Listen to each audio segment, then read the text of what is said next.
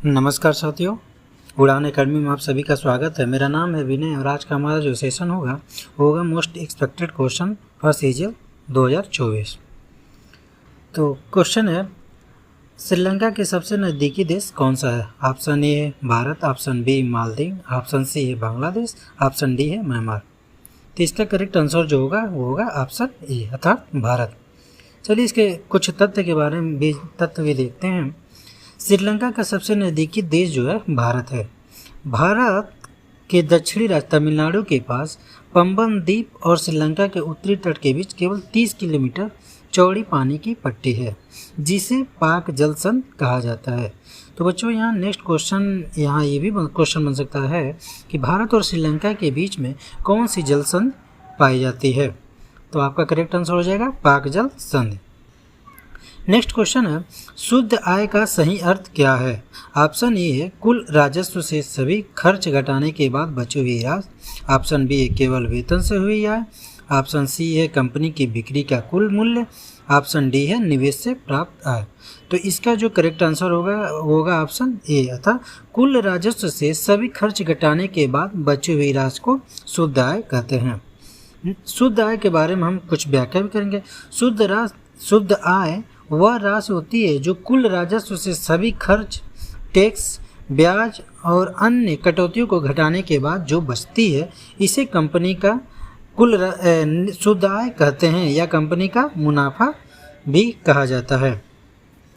Next question है, hornbill महोत्सव किस राज्य में मनाया जाता है? ऑप्शन ए है मणिपुर, ऑप्शन बी है मेघालय, ऑप्शन सी है नागालैंड, ऑप्शन डी है त्रिपुरा। तो इसका करेक्ट आंसर जो होगा ऑप्शन सी अर्थात नागालैंड।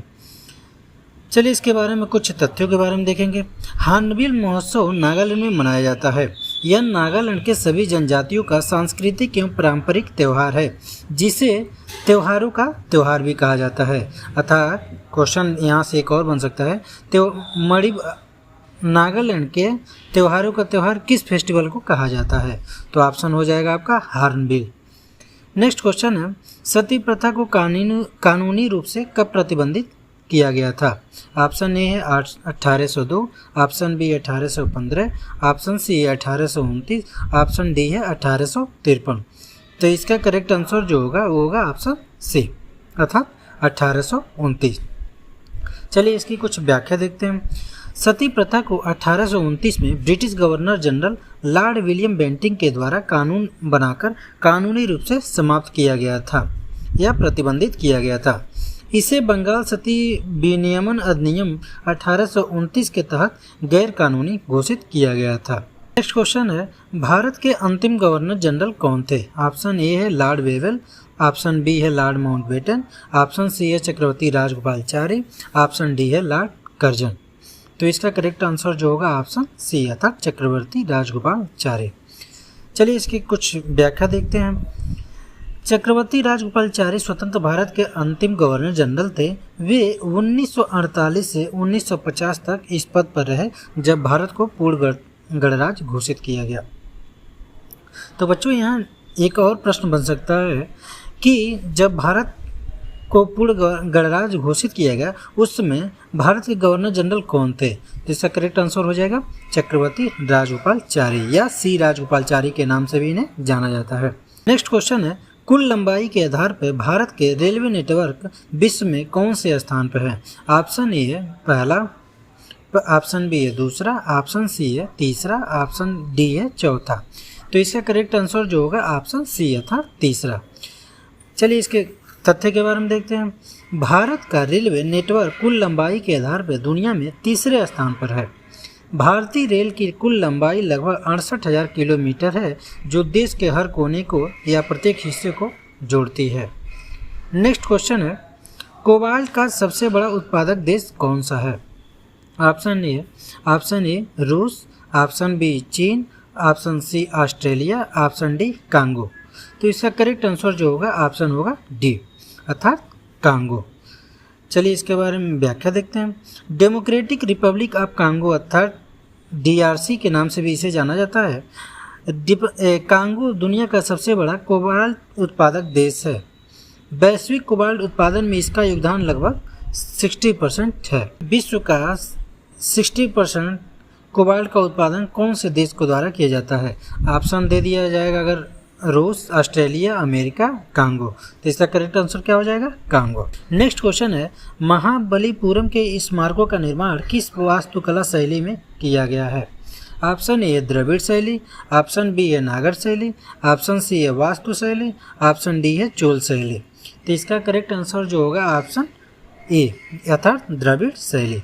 महाबलीपुरम के मंदिर और स्मारक द्रविड़ शैली में निर्मित हैं। इस शैली में रॉक कट और मोनोलिथिक संरचना प्रमुख है, जो दक्षिण भारत की पारंपरिक वास्तुकला को दर्शाती है। क्वेश्चन है, भारत की दूसरी पंचवर्षीय योजना में मुख्य ध्यान किस क्षेत्र पर केंद्रित था? या ऐसे भी क्वेश्चन बनाया जा सकता है, भारत की दूसरी पंचवर्षीय योजना में मुख्य रूप से किस क्षेत्र पर केंद्रित था? ऑप्शन ए है कृषि, ऑप्शन बी उद्योग, ऑप्शन सी शिक्षा, ऑप्शन डी है स्वास्थ्य। तो इसका करेक्ट आंसर जो होगा ऑप्शन बी अर्थात उद्योग। भारत की दूसरी पंचवर्षीय योजना 1956 से 1961 तक चली। इसका मुख्य केंद्र बिंदु उद्योग का विकास था। इसका उद्देश्य भारी उद्योगों और बुनियादी संरचनाओं की स्थापना करना था। नेक्स्ट क्वेश्चन है, गरीबी हटाओ नारा किस भारतीय प्रधानमंत्री द्वारा दिया गया था? ऑप्शन ए है जवाहरलाल नेहरू, ऑप्शन बी है इंदिरा गांधी, ऑप्शन सी है राजीव गांधी, ऑप्शन डी है लाल बहादुर शास्त्री। तो इसका करेक्ट आंसर जो होगा वो होगा इंदिरा गांधी अर्थात ऑप्शन बी सही है। गरीबी हटाओ नारा इंदिरा गांधी द्वारा 1971 के आम चुनाव के दौरान दिया गया था। यह नारा समाज में गरीब के उन्मूलन के लिए एक प्रमुख अभियान था। इसमें एक और क्वेश्चन पूछ सकता है कि गरीबी हटाओ का नारा किस वर्ष में दिया गया था, या इंदिरा गांधी द्वारा गरीबी हटाओ का नारा किस वर्ष में दिया गया था? तो इसका करेक्ट आंसर हो जाएगा 1971। इसी तरह इसमें एक और क्वेश्चन बन सकता है, जैसे क्वेश्चन नीचे दिए हैं, गरीबी हटाओ अभियान को किस पंचवर्षीय योजना के तहत लागू किया गया था? ऑप्शन ए है पहली पंचवर्षीय योजना, ऑप्शन बी है दूसरी पंचवर्षीय योजना, ऑप्शन सी है तीसरी पंचवर्षीय योजना, ऑप्शन डी है चौथी पंचवर्षीय योजना। तो इसका करेक्ट आंसर जो होगा ऑप्शन डी अर्थात चौथी पंचवर्षीय योजना में गरीबी हटाओ का नारा इंदिरा गांधी द्वारा 1969 से 1974 के तहत लागू किया गया था या दिया गया था। इसका मुख्य उद्देश्य जो था गरीबी की समस्याओं को हल करना था। नेक्स्ट क्वेश्चन है, गोल्डन क्वाड्रिलेटरल परियोजना के तहत कौन से प्रमुख शहर शामिल हैं? ऑप्शन ए है दिल्ली, मुंबई, कोलकाता, हैदराबाद, ऑप्शन बी है दिल्ली, मुंबई, चेन्नई और कोलकाता, ऑप्शन सी है दिल्ली, अहमदाबाद, पुणे और बेंगलुरु, ऑप्शन डी है दिल्ली, जयपुर, लुधियाना एवं पटना। तो इसका करेक्ट आंसर होगा ऑप्शन बी अर्थात दिल्ली, मुंबई, चेन्नई और कोलकाता।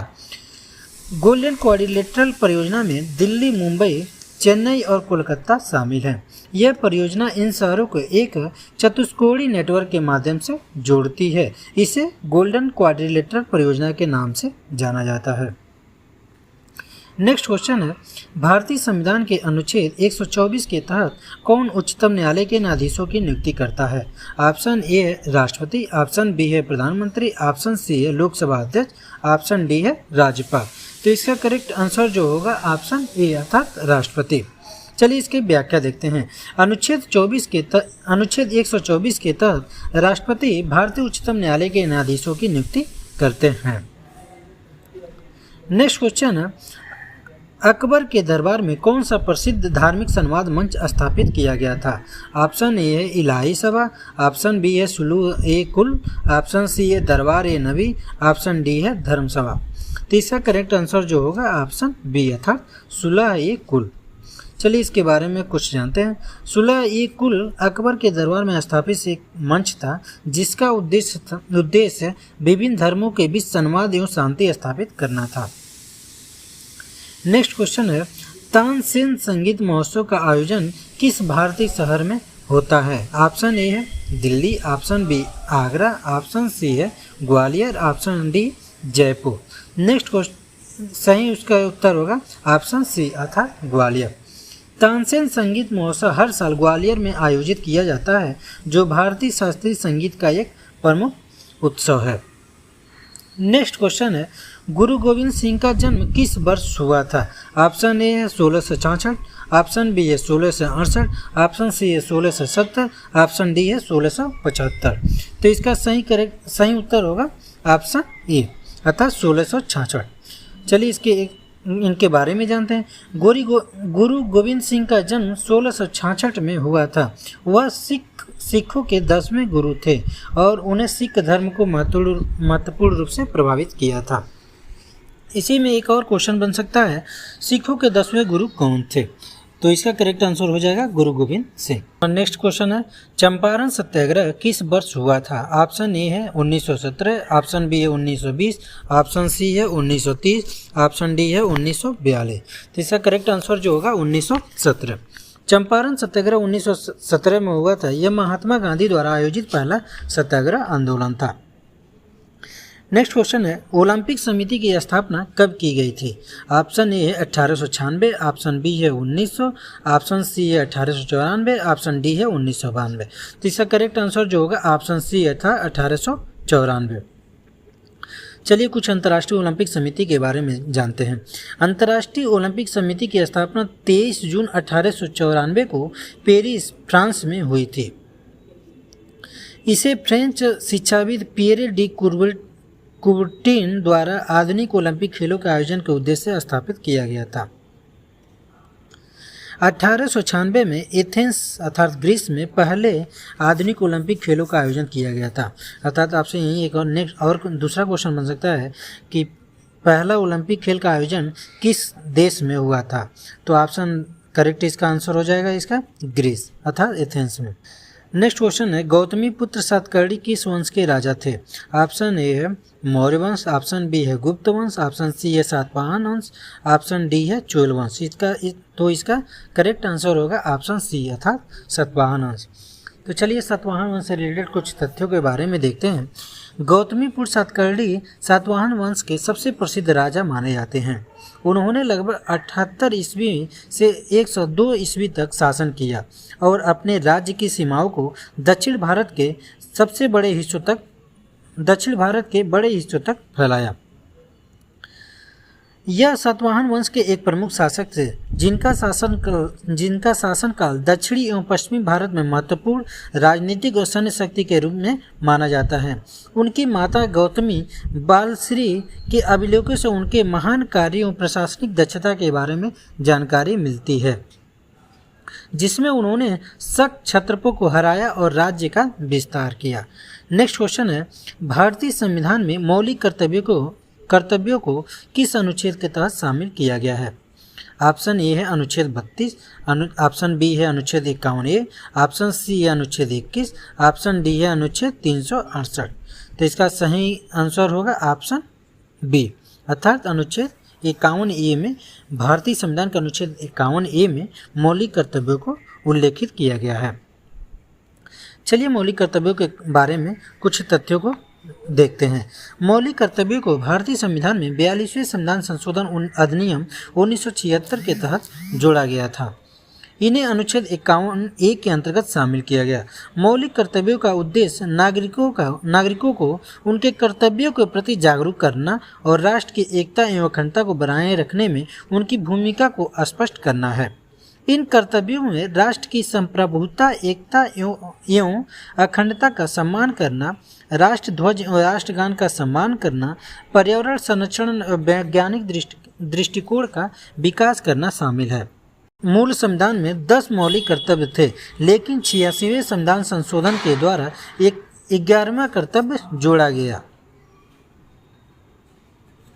नेक्स्ट क्वेश्चन है, भारतीय संविधान का अनुच्छेद 40 किससे संबंधित है? ऑप्शन ए ग्राम पंचायतों का गठन, ऑप्शन बी है मौलिक अधिकार, ऑप्शन सी है संविधान संशोधन, ऑप्शन डी है राज्यपाल की शक्तियाँ। तो इसका सही ऑप्शन होगा ऑप्शन ए अर्थात ग्राम पंचायतों का गठन। आइए चलते हैं अनुच्छेद 40 के बारे में कुछ तथ्यों के बारे में देखेंगे। अनुच्छेद 40 भारतीय संविधान के नीति निर्देशक तत्वों का एक हिस्सा है जो राज्यों को ग्राम पंचायतों के गठन के बारे में निर्देश देता है। इसका उद्देश्य ग्राम स्तर पर स्वशासन को बढ़ावा देना है, अर्थात स्थानीय स्वशासन को बढ़ावा देना मुख्य उद्देश्य था। अनुच्छेद 40 के अनुसार राज्य ग्राम पंचायतों का संगठन करेगा और उन्हें ऐसे अधिकार और प्राधिकार प्रदान करेगा जो उन्हें स्वायत्त शासन की इकाइयों के रूप में कार्य करने में सक्षम बनाएगा। इसका मुख्य उद्देश्य ग्रामीण क्षेत्रों में लोकतंत्र को मजबूत करना है और स्थानीय प्रशासन को प्रभावी बनाना है। नेक्स्ट क्वेश्चन है, निम्नलिखित में से कौन सा प्राणी कोल्ड ब्लडेड है? ऑप्शन ए शेर, ऑप्शन बी है मगरमच्छ, ऑप्शन सी है गोरिल्ला, ऑप्शन डी है चील। तो इसका सही आंसर होगा ऑप्शन बी अर्थात मगरमच्छ। तो चलिए इसको कोल्ड ब्लडेड एनिमल के बारे में कुछ तथ्यों के बारे में जानेंगे। कोल्ड ब्लडेड एनिमल को हम शीत रक्ती प्राणी के नाम से भी जाना जाते हैं। कोल्ड ब्लडेड एनिमल वे होते हैं जिनका शरीर का तापमान परिवेशी या पर्यावरण के तापमान पर निर्भर करता है। इन्हें एक्टोथर्मिक भी कहा जाता है। ये प्राणी अपने शरीर के तापमान को स्वयं नियंत्रित नहीं कर सकते, इसलिए वे बाहरी वातावरण के अनुसार अपने शरीर के तापमान को बदलते हैं। उदाहरण के लिए सरीसृप जैसे मगरमच्छ, सांप और छिपकली कोल्ड ब्लडेड एनिमल होते हैं या कहलाते हैं। इसके विपरीत शेर, गोरिल्ला और चील जैसे स्तनधारी और पक्षी वार्म ब्लडेड प्राणी होते हैं जो अपने शरीर के तापमान को नियंत्रित कर सकते हैं, चाहे बाहरी वातावरण का तापमान कुछ भी हो। नेक्स्ट क्वेश्चन है, हरेला नृत्य किस भारतीय राज्य से संबंधित है? Option A Punjab, option B है उत्तराखंड, ऑप्शन सी है पश्चिम बंगाल, ऑप्शन डी है केरल। तो इसका करेक्ट आंसर जो होगा ऑप्शन बी अर्थात उत्तराखंड। हरेला उत्तराखंड का एक प्रसिद्ध लोक त्योहार है जो हरियाली, कृषि एवं प्रकृति के साथ जुड़ा हुआ है। इसे खास तौर से कुमाऊं क्षेत्र में मनाया जाता है। इस त्यौहार के दौरान पारंपरिक नृत्य एवं गीतों का आयोजन किया जाता है जिन्हें हरेला नृत्य कहा जाता है। यह त्यौहार मानसून के आगमन का स्वागत करने एवं अच्छी फसल की कामना के लिए मनाया जाता है। हरेला नृत्य एवं गीत इस सांस्कृतिक परंपरा का महत्वपूर्ण हिस्सा है जो प्रकृति एवं समुदाय के एकता का प्रतीक है। नेक्स्ट क्वेश्चन है, इंडियाज स्ट्रगल फॉर इंडिपेंडेंस पुस्तक के लेखक कौन है? ऑप्शन ए है जवाहरलाल नेहरू, ऑप्शन बी है बिपिन चंद्रा, ऑप्शन सी है महात्मा गांधी, ऑप्शन डी है सुभाष चंद्र बोस। तो इसका करेक्ट आंसर जो होगा वो होगा बिपिन चंद्रा। चलिए इंडिया स्ट्रगल फॉर इंडिपेंडेंस के से रिलेटेड कुछ तथ्यों के बारे में जानते हैं। इंडियाज स्ट्रगल फॉर इंडिपेंडेंस एक प्रसिद्ध ऐतिहासिक पुस्तक है जिसे बिपिन चंद्रा एवं उनके सहलेखकों द्वारा लिखा गया है। यह पुस्तक भारतीय स्वतंत्रता संग्राम के इतिहास पर केंद्रित है और इसमें 1857 के विद्रोह से लेकर 1947 में स्वतंत्रता प्राप्ति तक की घटनाओं का विस्तृत वर्णन है। पुस्तक में विभिन्न नेताओं, आंदोलनों एवं घटनाओं का क्रमबद्ध अध्ययन किया गया है जो भारतीय स्वतंत्रता संग्राम की गहराइयों की समझने के लिए एक बहुत महत्वपूर्ण बिंदु है। नेक्स्ट क्वेश्चन है, दुनिया की सबसे ऊंची पर्वत श्रृंखला कौन सी है? Option A Andes, option B है हिमालय, ऑप्शन सी है रॉकीज, ऑप्शन डी है आल्प्स पर्वत। तो इसका सही आंसर जो होगा ऑप्शन बी अर्थात हिमालय। चलिए हिमालय के बारे में कुछ तथ्यों के बारे में जानते हैं। हिमालय दुनिया की सबसे ऊंची पर्वत श्रृंखला है जो एशिया के उत्तर में फैली हुई है। इसमें दुनिया की सबसे ऊंची पर्वत माउंट एवरेस्ट स्थित है जिसकी ऊंचाई 8,848 मीटर है। हिमालय की पर्वत श्रृंखला भारत, नेपाल, भूटान एवं तिब्बत से होकर गुजरती है एवं इसकी ऊंचाई भौगोलिक एवं पर्यावरणीय महत्व के कारण विश्व भर में प्रसिद्ध है। अन्य वैकल्पिक ऑप्शन जैसे इंडीज जो है दक्षिण अमेरिका की सबसे ऊंची पर्वत श्रृंखला है, वहीं रॉकीज उत्तरी अमेरिका की सबसे ऊंची पर्वत श्रृंखला है एवं आल्प्स यूरोप की सबसे ऊंची पर्वत श्रृंखला है या महत्वपूर्ण पर्वत श्रृंखला है। नेक्स्ट क्वेश्चन है, EU प्रतीक किस तत्व के लिए प्रयोग होता है? ऑप्शन ए है सिल्वर, ऑप्शन बी है सोना, ऑप्शन सी है सोडियम, ऑप्शन डी है आर्सेनिक। तो इसका सही करेक्ट आंसर जो होगा ऑप्शन बी अर्थात सोना। EU रासायनिक प्रतीक सोने के लिए प्रयुक्त होता है। यह प्रतीक लैटिन शब्द ऑरम से लिया गया है जिसका अर्थ होता है चमकदार या सुबह की चमक।